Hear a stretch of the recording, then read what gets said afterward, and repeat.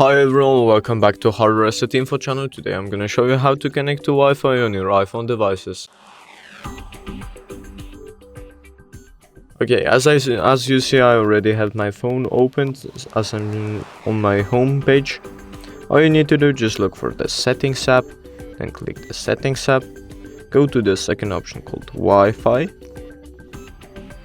click on it, and then as you see, all you need to do, just make sure you turn it on. And then you will likely see all of the networks that are around you. Already have mine, but all you need to do, just click on the network that you would like and press the password and type your password and just connect to it. And that's basically it for the video, guys. I hope you guys enjoyed. Leave a like and subscribe, and see you guys in the next one.